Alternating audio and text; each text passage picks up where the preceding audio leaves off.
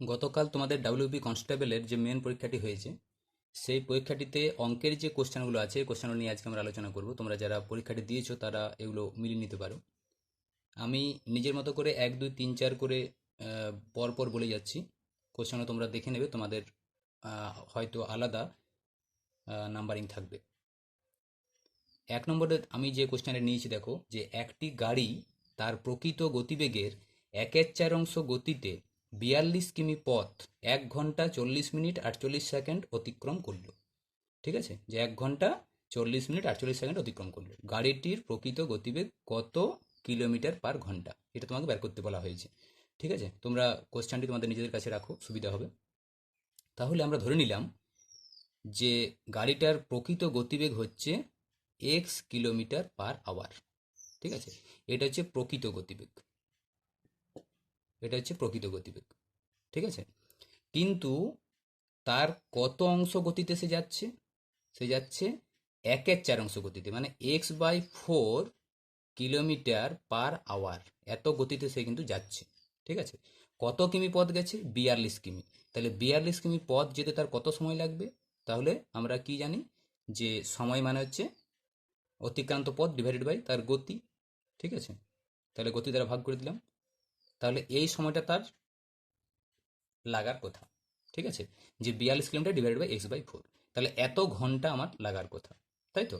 তাহলে এত ঘন্টা, তো এইটাকে আমরা কি করে দেবো, মানে যে সময়টা লাগার কথা এত ঘন্টা লাগার কথা।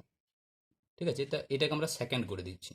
তাহলে 42 ÷ x/4, এত ঘন্টা গুণিত, যদি এটা তুমি 3600 দ্বারা গুণ করে দাও, কারণ 1 ঘন্টা মানে কত সেকেন্ড? 3600 সেকেন্ড। তাহলে এত দ্বারা যদি গুণ করে দেওয়া হয় তাহলে পুরোটা সেকেন্ডে চলে আসবে। ঠিক আছে, তাহলে এই যে সময়টা, এই সময়টা সমানে তোমার বলা আছে যে 1 ঘন্টা, 1 ঘন্টা মানে কত? 3600 সেকেন্ড। ঠিক আছে, প্লাস 40 মিনিট, মানে 40 × আবার 60, 1 মিনিট মানে 60 সেকেন্ড, তার সঙ্গে আবার 48 সেকেন্ড যোগ করে দিলাম। তাহলে কত হয়ে গেল এটা? 3600 প্লাস 6 4 24, 2400 প্লাস 48। ঠিক আছে, তার মানে তুমি দেখো এটা হয়ে যাবে 36 আর 40-এ, এই 24-এ হয়ে যাচ্ছে 60, মানে 6048 এত সেকেন্ড।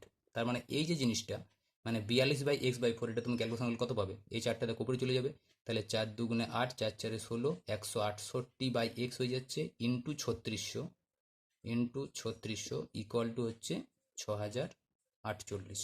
ঠিক আছে, তাহলে এখান থেকে দেখো সিম্পল 168 দ্বারা তুমি এইটাকে ভাগ করে দেবে, ভাগ করলেই পেয়ে যাবে, দেখবে 36। ঠিক আছে, এটা তোমার ভাগটা করে নেবে।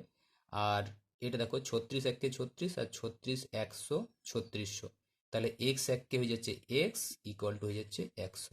তার মানে যে গাড়িটার প্রকৃত গতিবেগ আমরা ধরেছিলাম x কিলোমিটার/আওয়ার, এটা হয়ে যাবে 100 কিলোমিটার/আওয়ার। ঠিক আছে, তোমরা দেখবে এর যে অপশানটি আছে এই অপশানটি রাইট হয়ে যাবে। ঠিক আছে,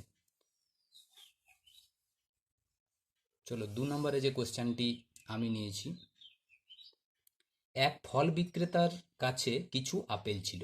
তার 40% আপেল বিক্রি করার পর 30টি আপেল তার কাছে অবশিষ্ট থাকলো। তাহলে প্রথমে তার কাছে কতগুলি আপেল ছিল? ধরলাম প্রথমে তার কাছে এক্সটি আপেল ছিল, হয়েছে? তাহলে তার কত পার্সেন্ট বিক্রি করা হয়েছে? 40%। তাহলে এক্স গুণিত 40/100, এতটা বিক্রি করা হয়ে গেছে। তাহলে পড়ে কটা আছে? আর ছিল কটা? এক্স, তার থেকে আমরা বিক্রিটাকে বাদ দিয়ে দিলাম, তাহলে এতটি আর পড়ে আছে, এটা সমানই বলা আছে 30টি। ঠিক আছে, তাহলে এটা দেখো 101 কে 100 থেকে 40 বাদ দিলে হচ্ছে 60/100 গুণিত এক্স, বিয়োগটা নিশ্চয়ই করতে পারবে, এটা সমান হচ্ছে 30।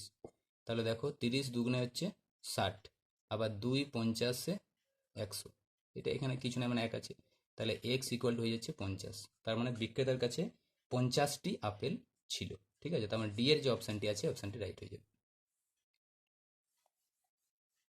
চলো এরপর আমরা 3 নম্বর কোশ্চেনটিতে যাব। একটি শিবিরে 120 জন পুরুষ বা 200 জন বাচ্চার খাবার আছে। ঠিক আছে, তার মানে 120 জন পুরুষ বা 200 জন বাচ্চা, 200 জন বাচ্চা, তার মানে 120 জনের যে খাবারটা খাবে, 200 জন বাচ্চা তো সেই খাবারটা খাবে, এটা বলা আছে আর কি।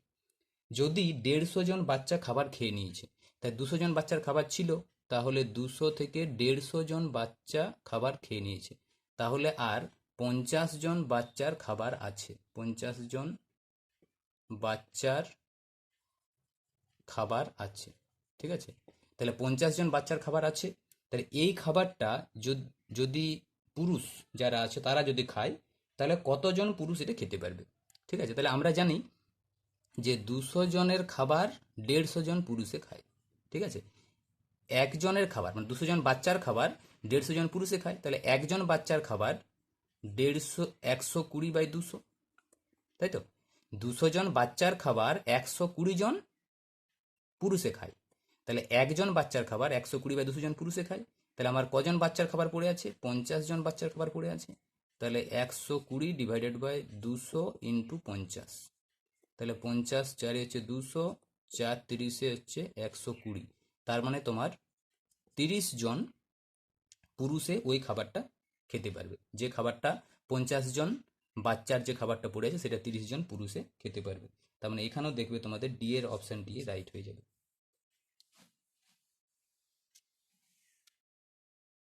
চলো নেক্সট কোশ্চেন যাব।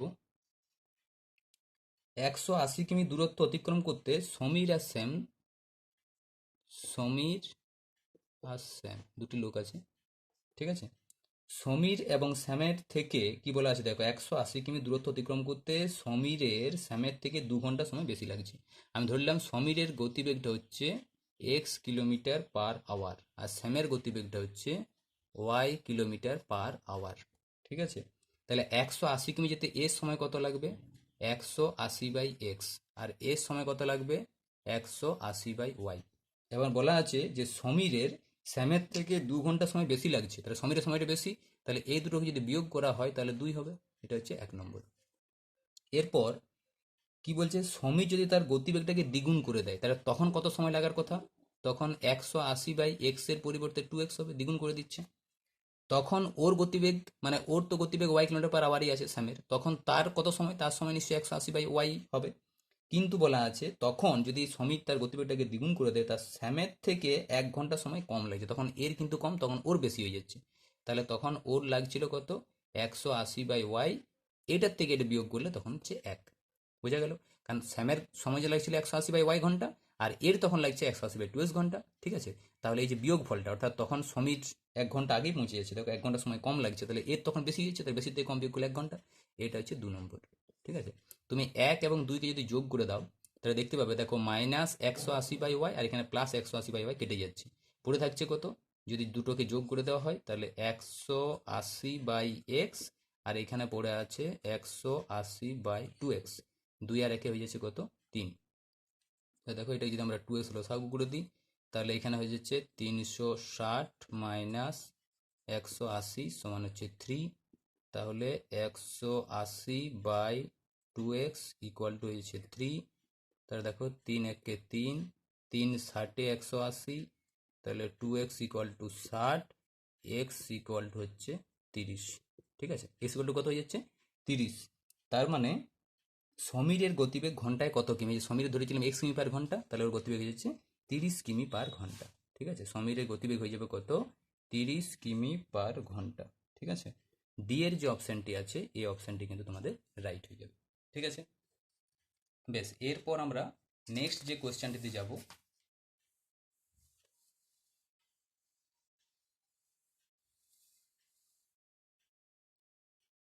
দেখো নেক্সট যে কোয়েশ্চেনটিতে যাব, এরকম একটা রুট দেওয়া আছে 0.0169x ইকুয়াল টু হচ্ছে 13। ঠিক আছে, তো এটা আমরা এরকম করতে পারি, দুদিকে বর্গ করে দিচ্ছি, তার বর্গ করলে কত হয়ে যাবে? রুটটা উঠে যাবে, তাই 0.0169x ইকুয়াল টু এদিকটা বর্গ হয়ে যাবে 13 স্কোয়ার। মানে কি করলাম আমরা? উভয় পক্ষকে বর্গ করে দিলাম। এবারে দেখো এইটা মানেই হচ্ছে 169 ডিভাইডেড বাই কত? 1 2 3 4টে শূন্য হয়ে যাবে। দেখো দশমিক পরে 1 2 3 4টে শূন্য হয়, একটা এক্স 1 2 3 4 চারটে সংখ্যার জন্য 4টে শূন্য হয়ে যাবে। আর এখানে 13 তরঙ্গ কত? 169। ঠিক আছে, তাহলে দেখো 169 169 কেটে যাচ্ছে, তাহলে এক্স মান হয়ে যাচ্ছে 1 2 3 4। ঠিক আছে, তেমন 10,000। তার মানে এর যে অপশানটি আছে এই অপশানটি রাইট হয়ে যাবে। আচ্ছা, নেক্সট কোয়েশ্চেনটিতে আমরা যাব 6 নম্বর। দেখো 5টি পাম্প দিয়ে, মানে এখানে দেখো আমি লিখলাম পাম্প, তারপর লিখছি সময়, তারপর লিখছি দিন। ঠিক আছে, এখানে সময় যে আমি ঘন্টা লিখে দিচ্ছি, অঙ্কটা করলে বুঝতে পারবে। আর এখানটা লিখছি দিন। হুম, দেখো কি সুন্দর কোয়েশ্চেনটি দিয়েছে যে 5টি পাম্প যদি প্রতিদিন 8 ঘন্টা করে চলে, 5টি পাম্প দিনে যদি 8 ঘন্টা করে চলে, তাহলে তোমার 30 দিনে একটা জলাধার জলশূন্য হয়ে যাচ্ছে, মানে শেষ করা যাচ্ছে জলটাকে। এখন যদি 4টি পাম্প কাজে লাগানো যায় এবং প্রতিদিন যদি 6 ঘন্টা করে চলে, তাহলে কতদিন সময় লাগবে এরকম। এটা তো আমরা ঐকিক নামে করে দিতে পারবো। দেখো 5টা পাম্প প্রতিদিন যদি 8 ঘন্টা করে চলে, তাহলে 30 দিনে কাজটা শেষ হয়ে যাচ্ছে। এখন একটি পাম্প যদি 8 ঘন্টা করে চলে, তাহলে নিশ্চয়ই বেশি সময় লাগবে, 30 গুণিত 5। যদি একটি পাম্প 1 ঘন্টা করে চলে, আরও বেশি সময় লাগবে, তাহলে 30 গুণিত 5 গুণিত 8। এবার যদি 4টি পাম্প 6 ঘন্টা করে চলে, 4টি পাম্প 1 ঘন্টা প্রথম করে, তাই 4টি পাম্প যদি 1 ঘন্টা করে চলে, তাহলে নিশ্চয়ই আগে যে সময়টা লাগছিল তার চেয়ে আমাদের কি কম সময় লাগবে। 4টি পাম্প একটা জায়গায় 4টে চলে এসছে, তাহলে এখানে কম মানে ভাগ করতে হবে। ঠিক আছে, আর 4টি পাম্প যদি 6 ঘন্টা করে চলে, তাহলে কত হয়ে যাবে, তাহলে 30 গুণিত 5 গুণিত 8 ডিভাইডেড বাই 4। আগে চলছিল 1 ঘন্টা করে, এখন 6 ঘন্টা করে চলছে, নিশ্চয়ই আরও কম সময় লাগবে, তাহলে 6 দ্বারা আবার ভাগ হয়ে যাবে। তাহলে দেখো 6 5 হয়ে যাচ্ছে 30, আর 4 দুগুণে হয়ে যাচ্ছে 8, তাহলে 5 5 25, 25 দুগুণে হচ্ছে 50। তাহলে 50 দিন সময় লাগার কথা। ঠিক আছে, তাহলে এখানে বি এর যে অপশানটি আছে, এই বি এর অপশানটি রাইট হবে।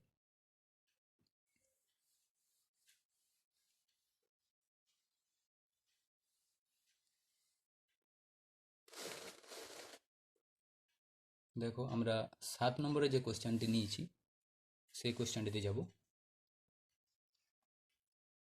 স্টপেজ না থাকলে একটি বাস 1 ঘন্টায় 54 কিমি পথ অতিক্রম করে। ঠিক আছে, 1 ঘন্টাতে 54 কিমি পথ অতিক্রম করছে।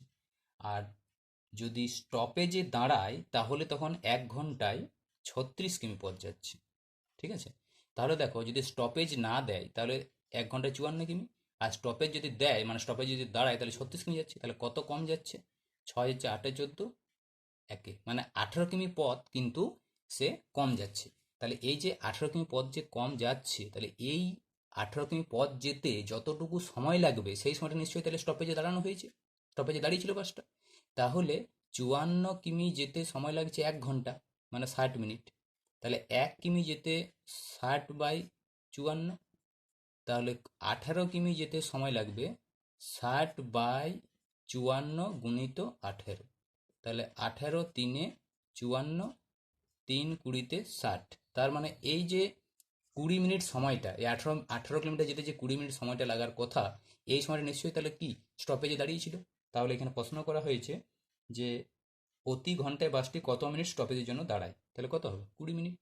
ঠিক আছে, তার মানে সি এর যে অপশানটি আছে অপশানটি রাইট হয়ে যাবে। আচ্ছা, এরপর আমরা চলে যাব 8 নম্বরের কোয়েশ্চেনটিতে। দেখো স্বামী স্ত্রী ও সন্তানের 3 বছর আগে গড় বয়স ছিল 27 বছর। তাহলে 3 বছর আগে গড় বয়স ছিল কত, 27 বছর। তাহলে 3 বছর আগে মোট বয়স কত ছিল, 27 3 81 বছর। এটা হচ্ছে 3 বছর আগে। হুম, তিনজনের কিন্তু, তিনজনের ছিল 81 বছর। তাহলে 3 বছর আগে যদি মোট বয়সটা 81 বছর হয়, তাহলে এখন অর্থাৎ বর্তমানে আরো প্রত্যেকে 3 বছর করে বেড়ে যাবে। বর্তমানে কত বছর করে বাড়বে, 3 বছর করে বাড়বে প্রত্যেকের। তাই 3 তারিখে 9 বছর যদি আমি যোগ করে দিই, তাহলে 9 একে 10, হাতে হলে 1 90। তাহলে এই যে 90 বছর বয়সটা, এটা বর্তমানে তাদের মোট বয়স, এটা বর্তমানে মোট। ঠিক আছে, এবার দেখো ওইখানে একটা কন্ডিশন দেওয়া আছে যে স্ত্রী এবং সন্তান, এখানে কিন্তু স্বামী বাদ যাচ্ছে। স্ত্রী এবং সন্তানের 5 বছর আগে গড় বয়স ছিল কত, 20 বছর। তাহলে 5 বছর আগে গড় বয়স ছিল 20 বছর দুজনের। তাহলে দুজনের মোট বয়স কত ছিল, 40 বছর। ঠিক আছে, এটা ক বছর আগে, 5 বছর আগে। তাহলে এখন কত, এখন নিশ্চয়ই আর 5 বছর করে বয়স বেড়ে গেছে। তাহলে দুজনের 5 5 10 বছর বয়স বাড়লে এখন বর্তমানে বয়সটা পাওয়া যাবে। তাহলে বর্তমানে বয়সটা হচ্ছে কত, 50 বছর দুজনের, স্ত্রী এবং সন্তানের মোট বয়স হচ্ছে 50 বছর এখন। আর স্বামী স্ত্রী এবং সন্তানের মোট বয়স হচ্ছে 90। তাহলে এই দুটোকে যদি আমরা বিয়োগ দিয়ে দিই, 90 থেকে 50, এটা হচ্ছে স্ত্রী এবং সন্তান, আর এটা হচ্ছে স্বামী স্ত্রী সন্তান। তো বিয়োগ করে দিলে কে স্বামীর বয়সটা বেরিয়ে যাবে বর্তমানে, তার বর্তমানে স্বামীর বয়সটা কত 40 বছর, তার মানে এর যে অপশানটি আছে অপশানটি রাইট হয়ে যাবে। ঠিক আছে, বেশ, এরপর আমরা 9 নম্বরে যে কোশ্চেনটি আছে 9 নম্বর কোশ্চেনটিতে যাব।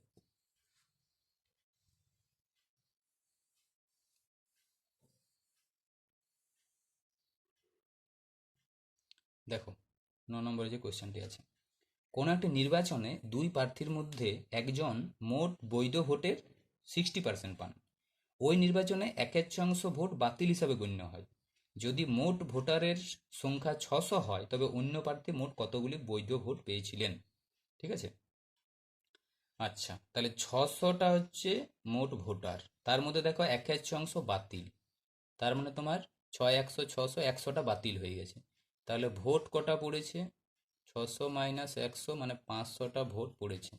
ঠিক আছে, তো এই 500টা ভোটের মধ্যে দেখো একজন প্রার্থী পেয়েছে 60%, তাহলে ও কতগুলো ভোট পেয়েছে দেখিনি, 60/100, তার মানে দেখো দুটো শূন্য কেটে গেল, 6 5 30, মানে 300টাও ভোট পেয়েছে। ঠিক আছে, তাহলে অন্যজন প্রার্থী কত পেয়েছে, তাহলে 500টা থেকে ও যদি 300টা পেয়ে যায় তাহলে বাকি আরেকজন প্রার্থী সে পেয়েছে 200টি ভোট, তার মানে এখানে বি এর অপশানটি কিন্তু রাইট হবে। 10 নম্বরে দেখো, দুটি সংখ্যার অন্তর 1365। ঠিক আছে, বড় সংখ্যাটিকে ছোট সংখ্যাটি দ্বারা ভাগ আমি ধরলাম যে একটা সংখ্যা হচ্ছে এক্স আর একটা সংখ্যা হচ্ছে ওয়াই।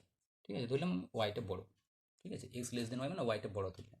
এখন এই বড় সংখ্যাটিকে যদি ছোট সংখ্যাটি দ্বারা ভাগ করা হয় তাহলে বলা আছে যে ভাগফল হবে 55 আর ভাগ শেষ হবে 15। তাহলে আমরা ভাজ্য সমান কত জানি, তাহলে ভাজ্য সমান মানে ওয়াই সমান ভাজক গুণিত ভাগফল মানে 55 গুণিত এক্স প্লাস ভাগশেষ মানে 15। ঠিক আছে, এটা হলো।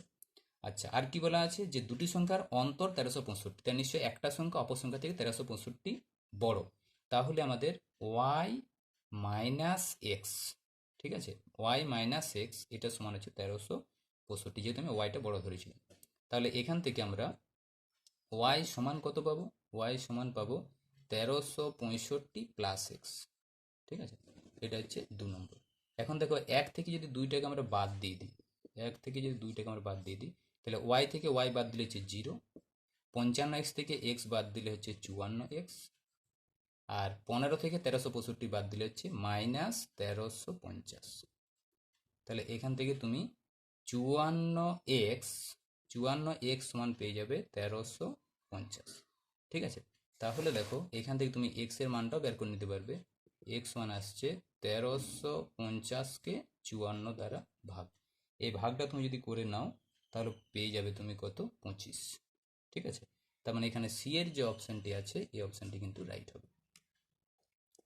ঠিক আছে, চলো এরপর আমরা 11 নম্বর কোয়েশ্চেনটি যাব।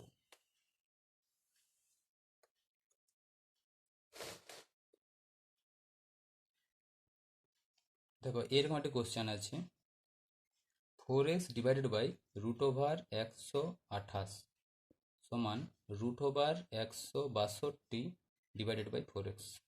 ঠিক আছে, তাহলে এটা যদি আমরা গুণ করে দিই তাহলে কত হয়ে যাবে, 4 4 16x², তাহলে 4 4 হচ্ছে 16x² সমান √128 গুণিত √162। তাহলে এটা দেখো আমরা জানি যে 64 দুগুণে 128, আর এটা আমরা জানি 81 গুণিত 2 মানে 162। 64 বর্গমূল তো জানো 8 ইন্টু √2, 81 বর্গমূল হচ্ছে 9 ইন্টু √2। ঠিক আছে, তাহলে দেখো এখানে 8 আর √2 আর √2 গুণ করলে 2 হয় আর একটা 9, তার মানে এটা হয়ে যাচ্ছে 16 গুণিত 9, এটা কত সমান 16x² সমান।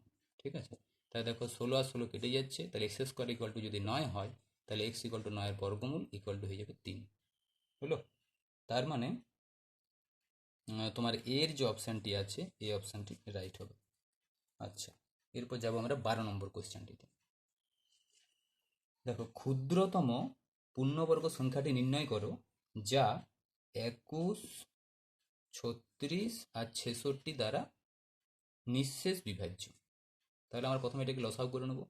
দেখো 3 7 21, 3 12 36, 3 22 66। এবার আমরা 2 তাহলে 2 6 12, 2 11তে 22। তাহলে লসাগুটা কত হয়ে যাবে? লসাগুটা হয়ে যাবে 3 দুগুণে 6, একটা দেখো 7 আছে, আর একটা 6 আছে, একটা 11 আছে, ঠিক আছে?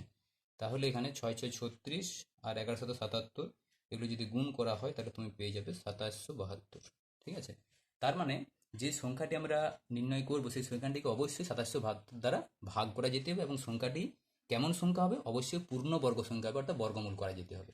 তা লক্ষ্য করে দেখো, এটা খুব সহজেই করা যাবে। দেখো 6 এখানে কিন্তু দুটো আছেই, এই সংখ্যাটার মধ্যে দুটো 6 ঢুকেই আছে। তাহলে আমাদের পূর্ণবর্গ হতে গেলে আরেকখানা আমার 7 দরকার, আরেকখানা আমার 11 দরকার, ঠিক আছে না? তাহলে এই যে দুটোর গুণফল 11 গুণিত 7 মানে 77, তাহলে এই সংখ্যাটাকে যদি আমি 77 দ্বারা গুণ করে দিই, তাহলে যে সংখ্যাটি পাবো সেই সংখ্যাটিকে 2772 দ্বারা ভাগও করা যাবে এবং অবশ্যই পূর্ণবর্গ হবে। তাহলে গুণ করলে তোমরা যেটা পাবে সেটা হচ্ছে, দেখে নেবে, 2 1 3 4 4 4, ঠিক আছে?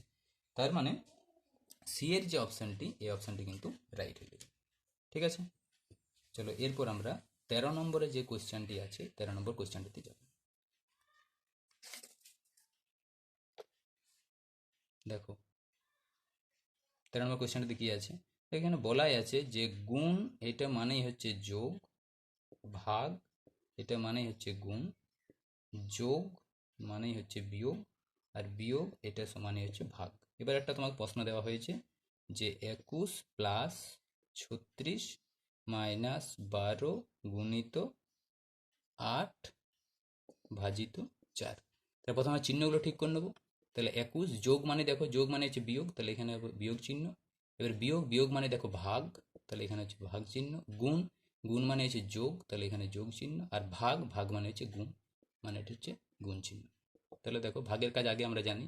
তাহলে 21 36কে 12 দ্বারা ভাগ করলে হচ্ছে 3 যোগ 8 গুণিত 4। এরপর আমরা কি জানি? এরপর গুণের কাজ আগে। তাহলে 21 মাইনাস 3, 8 4 হচ্ছে 32, ঠিক আছে? তাহলে 32 আর 21 যোগ করলে কত হচ্ছে? 2 আর 1 হচ্ছে 3, 3 আর 2 5, 53। তার থেকে 3 বাদ দিয়ে দাও, বাদ দিলে পেয়ে যাবে 50। বি এর যে অপশানটি আছে এই অপশানটি রাইট হবে। চলে যাব পরের কোয়েশ্চেনটিতে। একটি ছাত্র কোনো একটি সংখ্যাকে 5-এর 3-এর পরিবর্তে 4-এর 3 দিয়ে গুণ করলো, তার ভুলের শতাংশ কত? ঠিক আছে, তাহলে ধরলাম আমি সংখ্যাটা ছিল এক্স, ঠিক আছে? তাহলে যদি 5-এর 3 দ্বারা মানে অরিজিনালি গুণ করা হতো তাহলে হতো 5x/3, কিন্তু ও করেছে 4-এর 3 দ্বারা, মানে হয়ে গেছে 4x/3। তাহলে গুণফলটা তো কমে গেছে। তাহলে কতটা কমেছে দেখে নিই। তাহলে 5x/3 মাইনাস 4x/3 বিয়োগ করলে হচ্ছে x/3, ঠিক আছে? তাহলে কততে কত কমেছে? হওয়ার কথা কত ছিল? 5x/3, এততে ভুল কত? x/3। তাহলে 5x/3 তে ভুল হচ্ছে x/3, একে কত? একে হচ্ছে x/3 ডিভাইডেড বাই 5x/3, ঠিক আছে? এরপর তুমি 100 দ্বারা গুণ করে দাও, পার্সেন্টেজ হয়ে যাবে, ঠিক আছে? দেখো এখানে হচ্ছে x/3, এটা হচ্ছে 3/5x ইন্টু 100। দেখো 3 3 কাটা যাবে, x x কাটা যাচ্ছে, 5 20 হচ্ছে 100। তার মানে তার ভুলের শতাংশ হচ্ছে কত? 20, মানে 20% সে ত্রুটি করেছে, মানে সি এর যে অপশানটা আছে অপশানটা রাইট হবে, ঠিক আছে? এবারে দেখো আমরা 15 নম্বর যে কোয়েশ্চেনটি আছে এই 15 নম্বর কোয়েশ্চেনটি দেখো। এখানে একটা সংখ্যা দেওয়া আছে যে 1018, এর সঙ্গে নিম্নলিখিত কোন সংখ্যাটি যোগ করলে যোগফল 23 দ্বারা নিঃশেষ বিভাজ্য হবে? তাহলে প্রথমে আমরা এটাকে 23 দ্বারা ভাগ করে দেবো, ঠিক আছে? তাহলে 23 4-এ দেখো আমি খাওয়াচ্ছি 92, তাহলে 2 কত 11, 9 11, আচ্ছা 8 নামলো। এখানে লক্ষ্য করে দেখো যে 23 দ্বারা নিঃশেষ বিভাজ্য হবে কোন সংখ্যা যোগ করলে। যোগ করলে নিশ্চয়ই তাহলে সংখ্যাটাকে বাড়ানোর কথা বলা হয়েছে। তাহলে দেখো যদি আমি 23-কে আবার যদি 4 খাওয়াই, অবশ্যই 4 খাওয়ানো যাবে 92, কিন্তু সংখ্যাটা কত? সংখ্যাটা তো এই দিকেই বাড়তি রয়ে যাচ্ছে, আমাকে কি করতে? বেশি খাওয়াতে হবে, বেশি খাই দেখতে হবে যে কোন সংখ্যাটা 23 দ্বারা বিভাজ্য হচ্ছে, ঠিক আছে? তাহলে 23কে তুমি 5 দ্বারা প্রথমে গুণ করে নাও। তাহলে 5 3 15, 5 ধরলে 5 10 11 115, তার মানে আছে 98, ঠিক আছে? তাহলে 8 কত 15, 7 15, হাতে হলো 1 10, 1 11, তার মানে 17। আরও যদি আমি 17 এই সংখ্যাটার সঙ্গে যোগ করি তাহলে কিন্তু 23 দ্বারা ভাগ করা যাবে। কিন্তু এটা কিন্তু লক্ষ্য করে দেখো যে 17 কিন্তু আমাদের অপশানে নেই। তখন আমরা কি করব? তখন আরেকটু বাড়াবো। তাহলে 23কে আমরা 6 দ্বারা তখন গুণ করে দেবো। তাই 6 3 18, 8 হাতে রইল 1, 6 3 12 1 13, 138। এরপর তুমি 98 বিয়োগ করে দেখো তো। তাহলে এরপর 98 যদি আমি বিয়োগ করি তাহলে দেখতে পাবো কত আসছে? 8 8 0, 9 কত 13, 4 13। ঠিক আছে, তার মানে এখন আমরা একটা সংখ্যা পাচ্ছি 40। তার মানে 1018 সঙ্গে যদি 40 যোগ করা হয় তাহলেও কিন্তু 23 দ্বারা নিঃশেষ বিভাজ্য হবে। অর্থাৎ এখানে এর যে অপশানটি আছে অপশানটি রাইট হয়ে যাবে। ঠিক আছে। আচ্ছা, এরপর চলো আমি পরের যে কোয়েশ্চেনটা নিয়েছি 16 নম্বর কোয়েশ্চেন। দেখো এখানে আছে তোমার কতগুলো সংখ্যা দেওয়া আছে, 4, 4-এর পর দেওয়া আছে 6, 6-এর পর দেওয়া আছে 10, 10-এর পর দেওয়া আছে 16, 16-এর পর দেওয়া আছে 24, 24-এর পরে কিন্তু জিজ্ঞাসা চিহ্ন আছে, মানে এই জায়গাতে কোন সংখ্যাটি হবে। তাই দেখো 4 থেকে যদি আমরা 6-এ যাই, দেখো এখানে আমাদের 2 বাড়াতে হচ্ছে। 6 থেকে যদি 10-এ যাই তাহলে দেখো 4 বাড়াতে হচ্ছে। 10 থেকে যদি 16-তে যাই তাহলে দেখো 6 বাড়াতে হচ্ছে। 16 থেকে যদি আমরা 24-এ যাই তাহলে দেখো 8 বাড়াতে হচ্ছে। তাহলে নিশ্চয়ই পরের সংখ্যাটির জন্য কত বাড়াতে হবে? লক্ষ্য করে দেখো 2, 4, 6, 8, তাহলে এখানে আমাদের 10 বাড়াতে হবে। তাহলে 24 আর 10-এ তোমার যে সংখ্যাটি এখানে জিজ্ঞাসা চিহ্ন দেওয়া আছে সেটা হয়ে যাবে কত? 34। তার মানে ডি এর যে অপশানটি আছে এই অপশানটি কিন্তু রাইট হয়ে যাবে। ঠিক আছে। আচ্ছা চলো এরপর আমরা 17 নম্বর কোয়েশ্চেনটিতে যাব।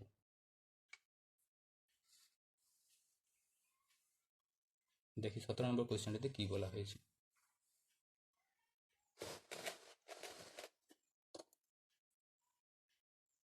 দেখো এটা কিন্তু খুব সুন্দর একটি কোয়েশ্চেন।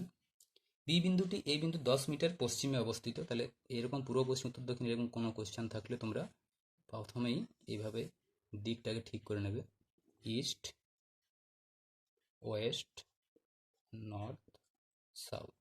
ঠিক আছে। এখন বলা আছে পি বিন্দুটি এ বিন্দুর 10 মিটার পশ্চিমে। আমি ধরে নিলাম যে এই জায়গাতে তোমার এ বিন্দুটি আছে, তাহলে এ থেকে পশ্চিম দিকে 10 মিটার দূরে তুমি পি বিন্দুটিকে পাবে। এটা হচ্ছে 10 মিটার। ঠিক আছে। এখন দেখো বি বিন্দুটি পি বিন্দুর 2 মিটার দক্ষিণ, এদিকটা দক্ষিণ, তাহলে এই দিকটাতে হবে 2 মিটার দক্ষিণে। তাহলে এইটা হচ্ছে 2 মিটার দক্ষিণে তুমি পেয়ে যাচ্ছ কোন বিন্দুটিকে? বি বিন্দুটিকে। তাহলে ধরলাম বি বিন্দুটা এরকম দক্ষিণ 2 মিটার দক্ষিণে অবস্থিত। এখন কিউ বিন্দুটি বি বিন্দু 6 মিটার পূর্বে, দেখো এই দিকটা হচ্ছে পূর্ব দিক, তাহলে ডান দিকে যাবে। তাহলে কতটা যাচ্ছে ডান দিকে? 6 মিটার। তাহলে 6 মিটার পূর্ব দিকে গেলে বি বিন্দু থেকে তুমি কাকে পাবে? তুমি কিউ বিন্দুকে পাবে। পরিষ্কার বলা আছে যে কিউ বিন্দুটি বি বিন্দু 6 মিটার পূর্বে অবস্থিত। এখন সি বিন্দুটি কিউ বিন্দু 2 মিটার উত্তরে, উত্তর তো দেখো উপর দিকটা উত্তর, তাহলে কিউ বিন্দু থেকে উত্তরে কত মিটার যেতে বলেছে? 2 মিটার। তো এই দিকটা তো 2 মিটার আছেই, তাহলে 2 মিটার গেলে একদম সরাসরি আমরা এই রেখাটা দিয়ে পৌঁছে যাব। এটা হচ্ছে 2 মিটার। ঠিক আছে। তাহলে এখানে কাকে পাওয়া যাচ্ছে? এখানে সি বিন্দুটিকে পাওয়া যাচ্ছে। পরিষ্কার বলা আছে যে সি বিন্দুটি কিউ বিন্দু 2 মিটার পূর্বে এবং উত্তরে অবস্থিত। যেহেতু এদিকটা উত্তর দিকে, তাহলে উত্তর দিকে গেছি 2 মিটার, এদিকটা দেখো 2 মিটার ছিল, তার পুরোপুরি আমরা এইখানে গিয়ে পৌঁছেছি রেখাটাতে। এখন দেখতে পাচ্ছি এ, সি আর পি এই তিনটি বিন্দু হচ্ছে এক রেখায় অবস্থিত, একই সরলরেখায় অবস্থিত। তাহলে এখানে সি এর যে অপশনটি আছে সি এর অপশনটি কিন্তু রাইট হয়ে যাবে।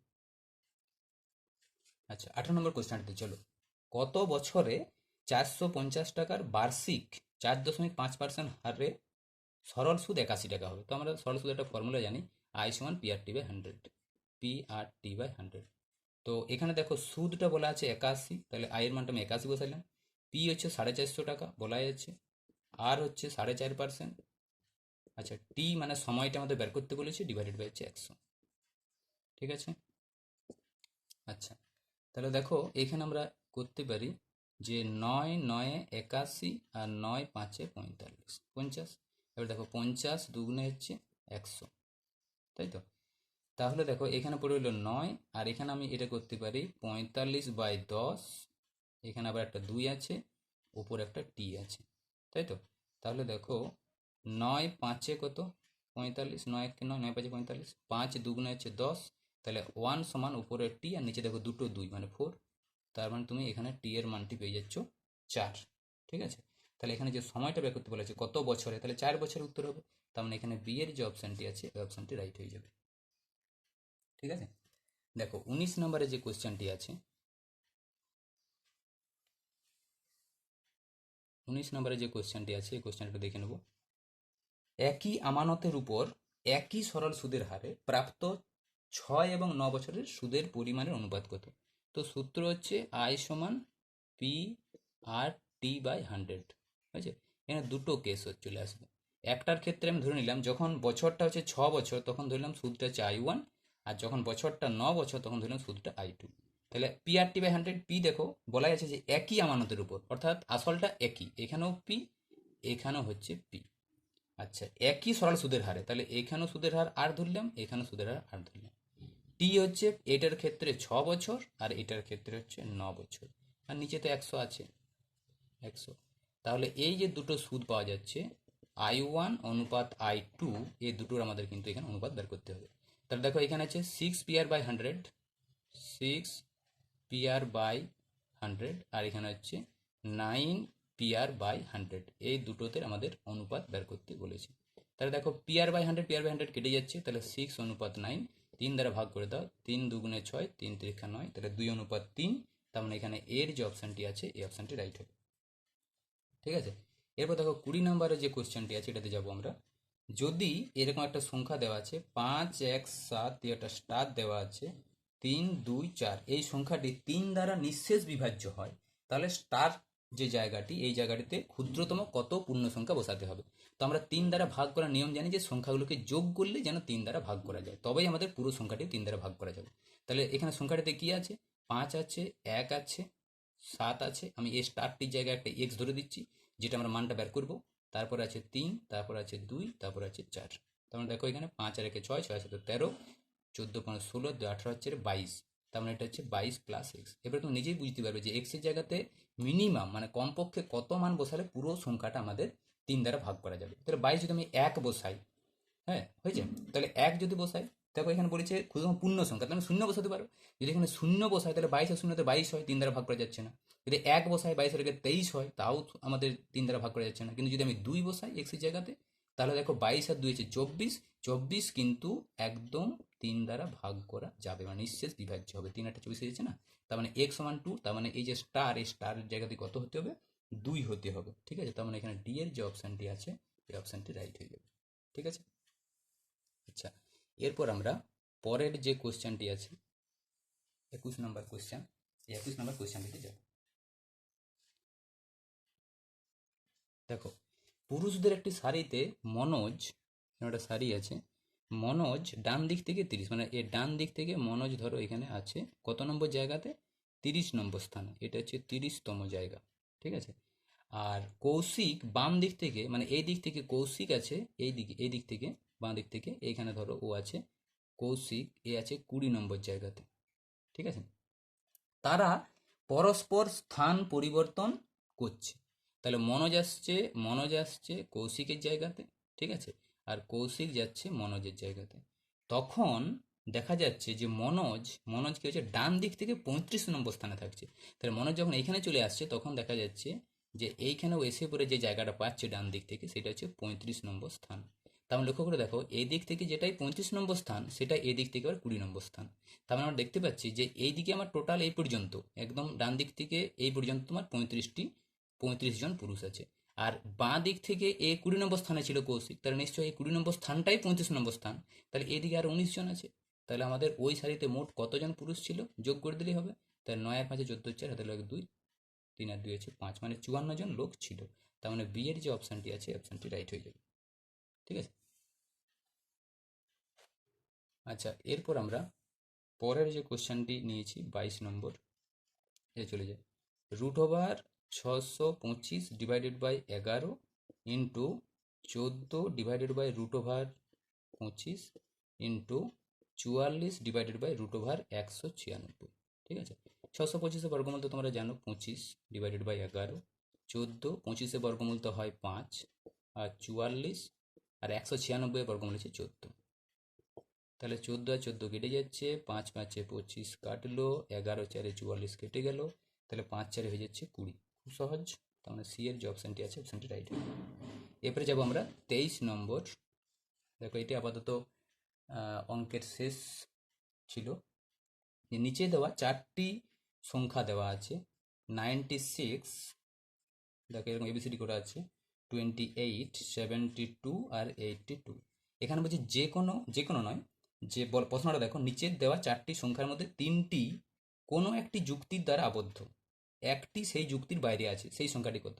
তাই 96 সমান আমরা কত লিখতে পারি, 96 সমান লিখতে পারি 16 গুণিত 6, হয়েছে। 28 সমান আমরা লিখতে পারি 4 গুণিত 7। আচ্ছা 72 সমান আমরা লিখতে পারি 9 গুণিত 8। আর 82 সমান আমরা লিখতে পারি, দেখো 2 গুণিত 41, এটা তার ভাঙাই যাচ্ছে না, ঠিক আছে। তো এই সংখ্যাগুলো লক্ষ্য করে দেখো প্রত্যেকটিতে একটি পূর্ণবর্গ সংখ্যা আছে। পূর্ণবর্গ সংখ্যা কাকে বলা হয়? যে সংখ্যাগুলো বর্গমূল করা যায়। দেখো এখানেও একটি পূর্ণবর্গ সংখ্যা আছে, এখানেও একটি পূর্ণবর্গ সংখ্যা আছে, তার সঙ্গে একটা 6 গুণ, একটা 7 গুণ, একটা 8 গুণ। কিন্তু 82টাকে এমন কোনো দুটো সংখ্যায় ভাঙতে পারবে না যেটার মধ্যে একটা পূর্ণবর্গ সংখ্যা থাকবে। ঠিক আছে, তার নিশ্চয়ই 82 যে সংখ্যাটা, এই সংখ্যাটা হচ্ছে আলাদা, সেই সংখ্যাটা নির্ণয় করতে বলা হয়েছিল। তার মানে এখানে ডি এর যে অপশানটি আছে, এই অপশানটি রাইট হয়ে যাবে। ঠিক আছে, নিশ্চয়ই তোমরা বুঝতে পেরেছো প্রশ্নগুলি। চলো আজকে এই পর্যন্তই।